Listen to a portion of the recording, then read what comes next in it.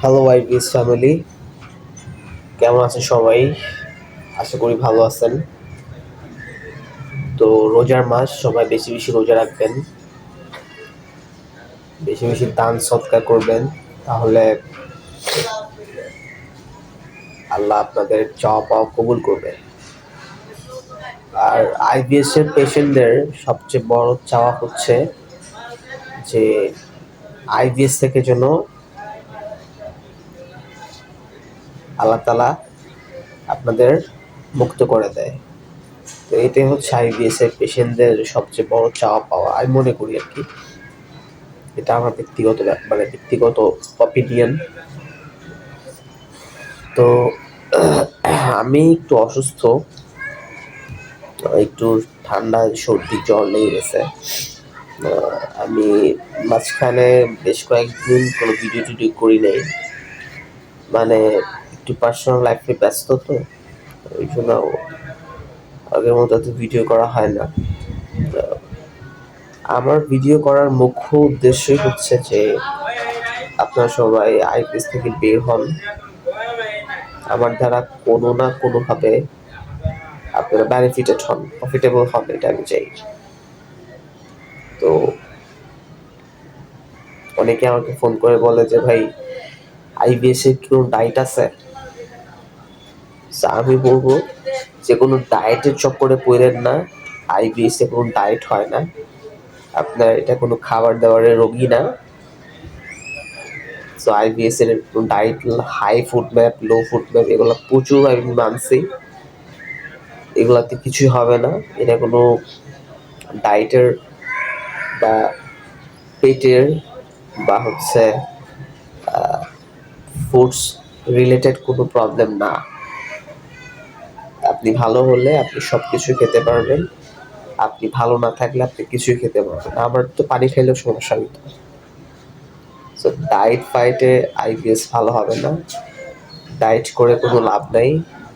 আপনাদের সবার উদ্দেশ্যে কথা হচ্ছে যে আপনার বডি, দেখেন আপনার বডি যে ফাইট এন্ড ফ্লাইট রেসপন্স, এটা যখন আপনার বডি সবসময় যখন কোর্টিজল হরমোনটাকে সিক্রেশন করবে, কোর্টিজল মানে হচ্ছে স্ট্রেস হরমোন। আমরা যে চিন্তা করি, কোর্টিজল হরমোনের জন্য চিন্তাটা করি, চিন্তা করলে কোর্টিজল হরমোন আমাদের বডিতে সিক্রেশন হয়। তো আপনার যে ফাইট অ্যান্ড ফ্লাইট রেসপন্স, এটা হচ্ছে আইবিএস এর পেশেন্টদের অলওয়েজের জন্য অ্যাক্টিভেট হয়ে যায়। তখন আপনার বডি সবসময় ফাইট অ্যান্ড ফ্লাইট রেসপন্স করে। তো ফাইট অ্যান্ড ফ্লাইট রেসপন্স যখন করে, তখন হচ্ছে আপনার বডির যে অটোমেটিক যে কাজগুলো হওয়ার কথা, এই কাজগুলার আপনার বডিতে অটোমেটিক হয় না, তো এই কাজগুলো হয় ম্যানুয়ালি। সো ম্যানুয়ালি হওয়ার কারণেই হচ্ছে আপনার আইবিএস এর প্রবলেমটা বাড়ে। তো মোট কথা হচ্ছে আপনার বডিতে যে কাজগুলো অটোমেটিক হওয়ার কথা, মানে আইবিএস মানে তো অটোনোমাস নার্ভাস সিস্টেমের প্রবলেম। তো অটোনোমাস নার্ভাস সিস্টেমের কাজ হচ্ছে যে আপনার বডিতে যে কাজগুলো অটোমেটিক করার কথা, এই কাজগুলোকে অটোমেটিক করে হচ্ছে অটোনমিক নার্ভাস সিস্টেম। তো যখন আপনার বডি অটোনোমাস নার্ভাস সিস্টেমটার মধ্যে প্রবলেম হয়, তখন আপনার বডি এই কাজগুলো ম্যানুয়ালি করার চেষ্টা করে। তো এর জন্য হচ্ছে আপনার লুজ মোশন হয়, আপনার পেটটা পরিষ্কার হয় না, আপনার ডিসেন্ট্রি টাইপের টয়লেট হয়, আপনার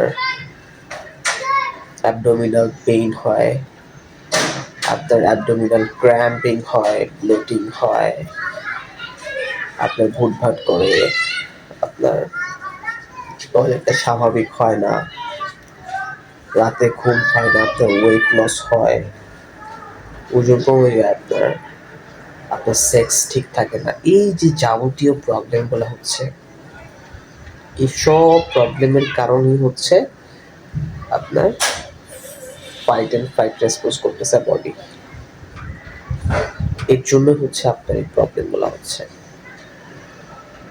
তো আপনার বডিকে যতক্ষণ পর্যন্ত ফাইট অ্যান্ড ফাইট রেসপন্স বন্ধ করতে না পারবেন, মেডিসিনের মাধ্যমে বন্ধ করা যায়, বন্ধ করতে না পারবেন। আর হার্ফ খাইতে হবে, হার্ফ ছাড়া আইবিএস থেকে কেউ হতে পারবেন না, কারণ হার্ফ দিয়ে হচ্ছে আপনার যে পেটের মধ্যে হয় কি, মানে আমাদের এটা তো গ্যাস্ট্রো ইন্টেস্টাইনাল প্রবলেম প্লাস হচ্ছে সাইকোলজিক্যাল প্রবলেম।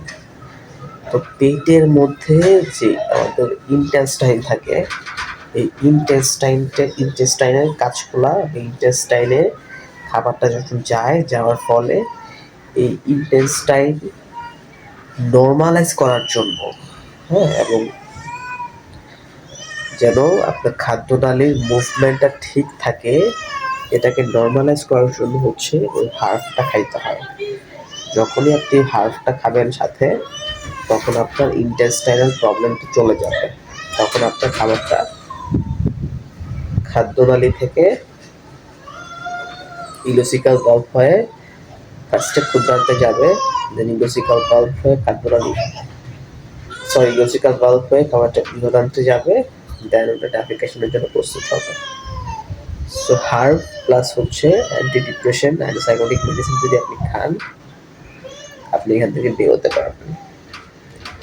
সো ডায়েটের চক্করে পড়েন না, আমরা বলতেছি ডায়েট করে আইবিএস থেকে ভালো হইতে পারে নাই, আমি নিজেও পারি নাই। তো আমি যে ডায়েট মেনটেন করছি, আমি যেহেতু পারি নাই, তো পারবেন না কেউ। তো আমার সাথে যোগাযোগ করেন, ইনশাল্লাহ আমি আপনাদেরকে আইবিএস থেকে বের হতে সর্বোচ্চ সহযোগিতা করতে পারবো। কি ভালো হচ্ছে, ফোন টোন করে। ওই দিন এক ভাই প্রবাস থেকে ফোন করছে, আমি তো ভালো হয়ে গেছি আইবিএস থেকে। আবার আমি একদিন একজনকে ফোন করলাম প্রায় 1 বছর পরে, বলে ভাই আমার তো আইবিএস এখন নাই, কিন্তু কবে ভালো হয়ে গেছি। খুবই ভালো লাগলো কথা বলে, কি করলো এরকম ভালো হচ্ছে, ভালো হয়, যোগাযোগ করবেন। আইবিএস থেকে বের হতে আমি আপনাদের সহযোগিতা করতে পারবো। অন্য রোগ হলে আমি পারবো না, কিন্তু আইবিএস হলে আমি পারবো। আমি 7টা বছর ভুগছি রোগে, এবং আমি নিজে বের হয়েছি রোগ থেকে। আমি আসলে জানি কিভাবে এই রোগটা থেকে বের হইতে হয়। তো আমি বের হতে সহযোগিতা করব, আর আমার জন্য দোয়া করবেন। আমি একটু অসুস্থ, আমি যেন সুস্থ হয়ে যাই। আমি একটু জ্বর সর্দি বা ফ্লুতে ভুগতেছি, আমার জন্য দোয়া করবেন। যোগাযোগ রাখবেন, ডিসক্রিপশন বক্সে নাম্বার দিয়ে দিচ্ছি। আইবিএস এর পেশেন্ট যারা অবশ্যই যোগাযোগ করবেন, ইনশাল্লাহ এখান থেকে বের হয়ে যাবেন, খুব দ্রুতই সুস্থ হবেন আপনারা। আপনাদের সবার জন্য শুভকামনা। That's all for today. ধন্যবাদ সবাইকে।